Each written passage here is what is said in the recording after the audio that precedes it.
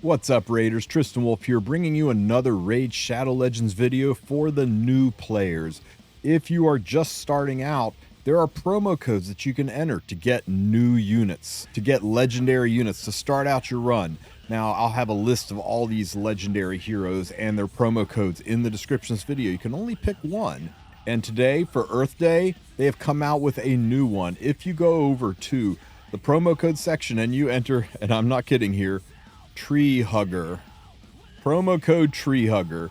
You enter this promo code and you will get the new Sylvan Watcher Greenwarden Ruarc. Now, it's only for new players. Got to do this in the first 48 hours. But how does he compare to the other promo code heroes? You've got, titans like Wukong and Supreme Galek, as well as Sigmund, Highshield, Loki, Alice the Wanderers, a lot of really good legendary heroes that you start out with. So how does Greenwarden Ruarc kind of stack up to these other heroes? So let's go over his skills.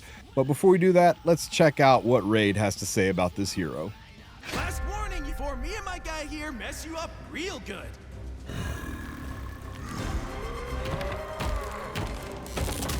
Ready? Let's go, baby.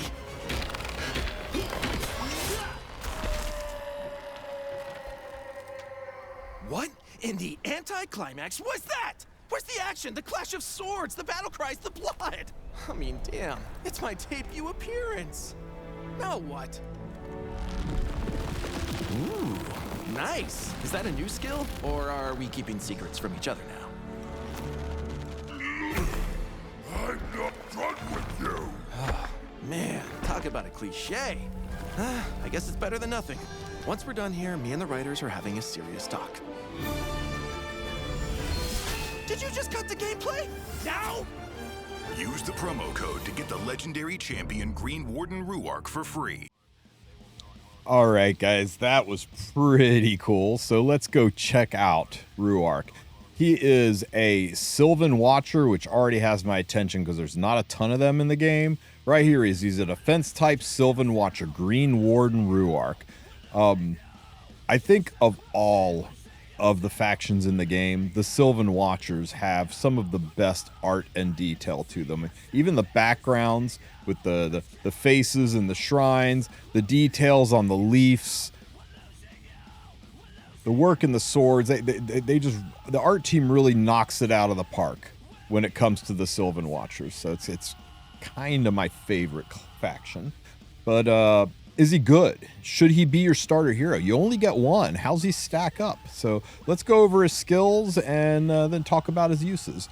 First, his A1 skill. His A1 skill attacks one enemy and it's a single hitter. So already, a little bit of a negative on his A1 skill. But it transfers all debuffs from this champion to the target. No percent chance for it just to happen. Just if he's got debuffs, you can A1 and put those debuffs on any of the enemy targets you want. And it will heal him by 5% of the max HP for each debuff he transfers. So if you're fighting something with a boatload of HP and it debuffs you, you can basically get a full heal by transferring that debuff back. So that's pretty impressive. I mean, note it says 5% of their max HP, the target he's hitting. I think for a lot of the PvE stuff where you're fighting mobs that have huge amounts of HP, but they also spam debuffs, this guy's going to be almost impossible to knock down with the skill. So that's fantastic. And, the books just give him a little more damage. He's a defense scaler. I don't think you're really going for damage on this guy. I really like the self-sustain in this skill.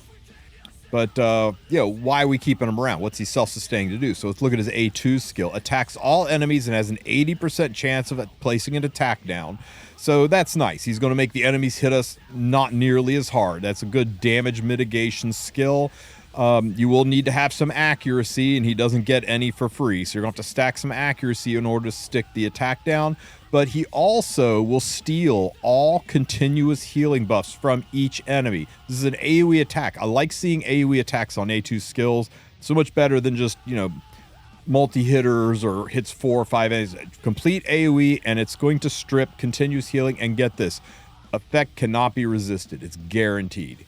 Just you push the button, 0 accuracy is fine. You push the button, and he is going to take all the continuous healings from all of the enemies and put on himself. That could be 2, 3, 4 continuous heals on this champion, stacking his heals. Now, unfortunately, it is a 4-turn cooldown.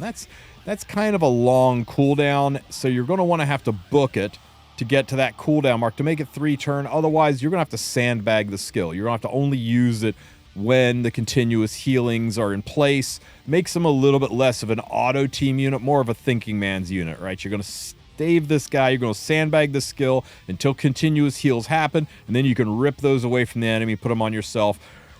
I'm wondering if you're really even going to count on the attack down, if you're going to bother booking it for the chance, if you're going to bother putting accuracy on him, or if you're just going to run this guy as a brick and use him to strip this buff. And if you stick the attack buff on some units, that's kind of a bonus.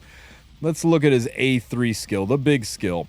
He places a taunt buff and a 60% increased defense buff and a 25% strengthen buff on himself for 2 turns. It's all non-attack stuff. He's not doing any damage. He's just making himself into a monster with this skill.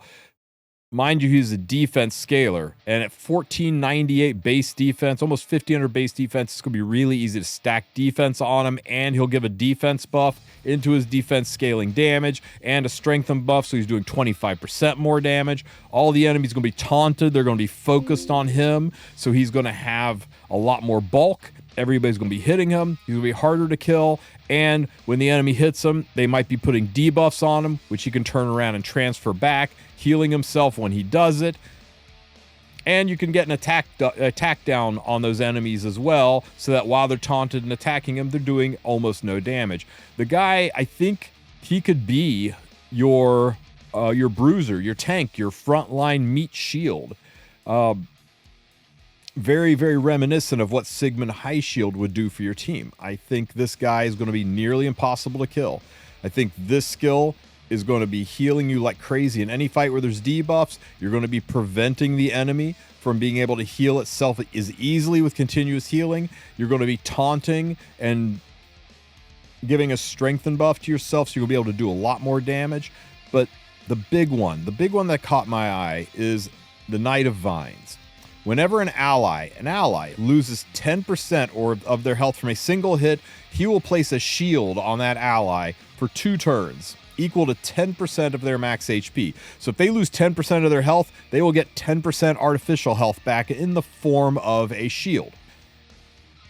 Now, it does have a cooldown on it, but if you book him, you take that cooldown away. So it always procs. It's just constant hot and cold running shields every time. If you run a bruisery team and you're fighting monsters who are dumping lots of AoE damage, people start losing their health, they're going to get shields back. It's going to make it so difficult to kill your team with this guy on your team. With this guy on your team, this guy's going to make your team so bulky. You're going to survive so well. He's got really high HP, really high defense. Speed's kind of but you know, I don't really think you even need the speed on him that much. You're not trying to cycle his skills. He's there mostly for his passive and to give a defense RF to your team in every single fight. I think this guy is better than people are letting on and would be a lot of fun to play. Now, the reviews are pretty bad. Most people say he's not good. He's not good anywhere, but I think people are really underestimating what you could potentially do with the Knight of Vines passive, and how good stealing continuous healing is in certain niche situations, but most importantly, how strong he's going to be able to heal himself when he transfers buffs or transfers debuffs back. So, is it enough though, right? I mean, you're giving up on, this is your starter hero. You're giving up on Supreme Galek, who is bringing a tremendous amount of damage to your team early in mid-game. He is a serious DPS unit. You're giving up on Wukong. Wukong is can take you even into the early late game, take you even further than Galek, I think, maybe, and is pretty good in PvP. You're giving up on that damage dealing. You're giving up on Alice, who is a nuking damage dealer unit. All for somebody who is basically there to keep your team alive. So I guess the question would be is, who are your other heroes? how are you going to make up for that DPS? He is a good investment hero. I think I would lean towards still recommending that you pick up Galek, Wukong, or Alice. The big thing that's slowing me down on Greenwarden Ruarc, the one thing that's really kind of sticking in my craw about this guy is this skill requires a book to really evolve into its final form. And every single one of his skills is bookable, which means it might be hard to fish for this. And legendary tomes, they aren't the easiest things to find. So it's gonna, if you're not planning on spending a little bit and buying some tomes, it could take you a month or two to fully book this guy out, to get these cooldowns to where this skill cycles, to get these percent chances up to where your attack down is happening at a reasonable chance, and especially to fish for this. The books really make me feel he is not super new player friendly, but he is a new player kitted unit. So let me know what you guys think. I mean, if you're just starting out, he could be fun. I might go ahead and he's almost got me considering making a new account just to test him out. But for those of you that already have him, let me know what you guys think, because I think new players, although he looks like a lot of fun, he might not be the easiest start in the game. And if you are just starting out in the game, make sure you're using a download link. There's one in the description of this video, or you can scan that QR code. Those download links will get you a legendary hero and a epic hero. For me, it's going to be Torag for your epic, and it's going to be a Leneral for your legendary. That'll get you really well started in the game. You're going to be so far ahead of people who are just downloading and playing without using one of those codes. And if you are one of those people, just stop. Just uninstall the game and reinstall it using one of those download codes. Start a new account, and you will be so much further ahead than you were without a code. Free Lego and a free epic is a great way to start this game. If you have any questions, ask them in the comment section. Don't forget to like and subscribe, and you guys have a great rest of your day.